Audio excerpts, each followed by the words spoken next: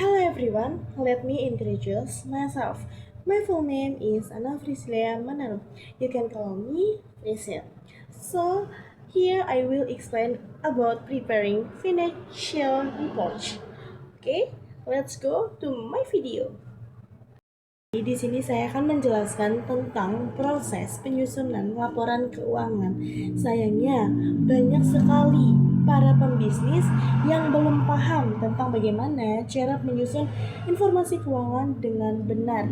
Maka di sini saya akan menjelaskannya dalam video ini.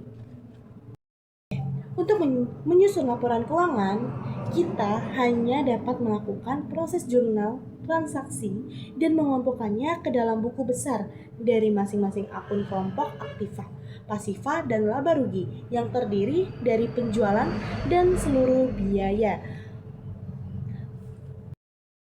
Sayangnya, banyak para pembisnis yang belum paham tentang bagaimana cara menyusun informasi keuangan dengan benar dan baik.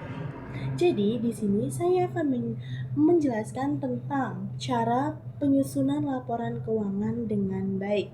Untuk menyusun laporan keuangan, Anda cukup melakukan proses jurnal transaksi dan mengelompokkannya ke dalam buku besar dari masing-masing akun kelompok aktiva dan pasiva dan laba rugi yang terdiri dari penjualan dan seluruh biaya. Sebagai pengusaha, Anda wajib bisa membacanya untuk membantu Anda dalam mengetahui kondisi keuangan perusahaan dan menilai kinerja perusahaan dalam tahun berjalan. Kemudian, Anda dapat mengambil keputusan dengan benar untuk operasional perusahaan selanjutnya berdasarkan laporan tersebut. Urutan jenis laporan keuangan.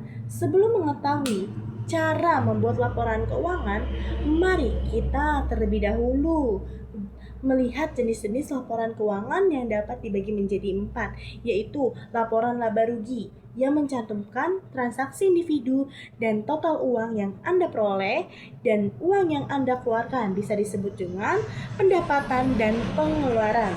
Yang kedua, laporan perubahan modal yang menyajikan perubahan yang terjadi dalam ekuitas pemilik pada suatu entitas untuk suatu periode tertentu. Ketiga, laporan neraca adalah informasi bagaimana laporan posisi keuangan dari perusahaan entitas pada suatu periode, biasanya dalam 1 tahun. Yang keempat, laporan arus kas yang menggambarkan perpustakaan kas perusahaan mengenai jumlah kas masuk dan jumlah kas keluar dalam satu periode. Bagaimana sih alur membuat laporan keuangan bagi pemula?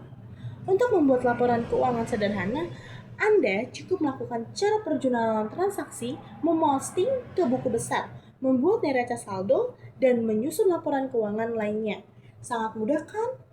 Ya, bagi Anda yang memahami tentang akuntansi, tentu akan mudah. Namun, jika Anda belum memahami akuntansi, hal ini mungkin akan menjadi sebuah kesulitan. Karena itulah, di sini saya akan menjelaskan cara tahap-tahapannya secara ringkas dan padat.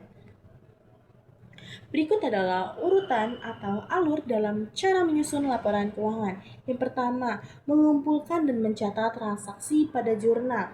Langkah pertama dalam membuat ringkasan laporan keuangan adalah mencatat transaksi yang dilakukan oleh perusahaan di tahun berjalan pada jurnal. Transaksi merupakan kegiatan umum yang sering dilakukan oleh perusahaan, baik transaksi pembelian, penjualan, penukaran barang, pengeluaran atau penerimaan kas, dan bank, sewa, ataupun transaksi lainnya. Bukti transaksi merupakan hal yang sangat penting, hal yang sangat utama dalam akuntansi, sehingga bukti transaksi tidak boleh hilang. Bukti transaksi merupakan dasar pencatatan, contohnya seperti nota, kwitansi, faktur, ataupun jenis bukti lainnya. Semua transaksi yang berkaitan dengan aktivitas operasional perusahaan harus dicatat dalam jurnal dengan rinci. Yang kedua, membuat dan memosting jurnal ke dalam buku besar. Setelah membuat jurnal, langkah kedua yaitu memosting jurnal ke dalam buku besar. Buku besar merupakan rincian dari setiap akun-akun yang ada. Tidak sulit untuk melakukan hal ini, hanya memindahkan transaksi yang sudah dicatat dalam jurnal ke akun-akun yang sesuai dengan rinci. Membuat dan menyusun laporan keuangan dengan neraca saldo. Cara menyusun laporan keuangan selanjutnya setelah membuat buku besar yaitu menyusun neraca saldo. Neraca saldo adalah suatu daftar rekening-rekening buku besar dengan saldo debit dan kredit. Daftar rekening pada buku besar dikelompokkan ke dalam kelompok pasifa atau kelompok aktiva. Berikut adalah contoh dari membuat dan menyusun laporan keuangan neraca saldo.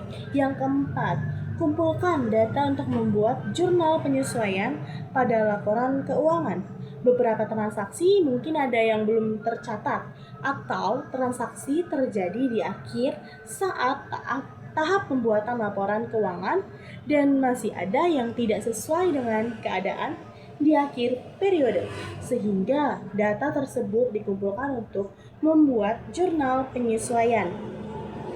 Jurnal ini membuat pada akhir periode untuk menyesuaikan saldo-saldo perkiraan yang akan menunjukkan keadaan sebenarnya sebelum penyusunan laporan keuangan.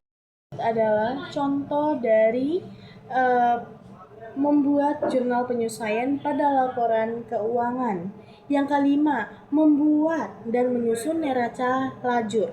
Untuk memudahkan penyusunan laporan keuangan, maka kita perlu menyusun neraca lajur atau kertas kerja yang dimulai dengan data dari neraca saldo dan disesuaikan dengan data yang diperoleh dari jurnal penyesuaian. Selanjutnya, saldo yang sudah disesuaikan akan terlihat pada kolom neraca saldo yang telah disesuaikan dan merupakan saldo-saldo yang akan dilaporkan dalam neraca dan laporan laba rugi. 6. Membuat laporan keuangan. Cara membuat laporan keuangan sederhana sesuai dengan alur dan urutan selanjutnya adalah laporan yang sudah dibuat pada neraca lajur. Tinggal ditulis dengan rapi sesuai dengan ketentuan atau standar laporan keuangan. Hal ini karena dalam neraca lajur juga sudah dipisahkan jumlah-jumlah yang dilaporkan dalam neraca atau laporan rugi laba. Informasi yang disajikan dalam laporan keuangan sangat penting karena mencerminkan kinerja perusahaan dan dapat digunakan untuk pengambilan keputusan.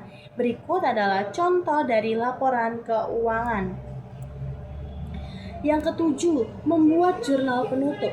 Setelah rekening dalam buku besar telah menyesuaikan, kini saatnya Anda membuat jurnal penutup.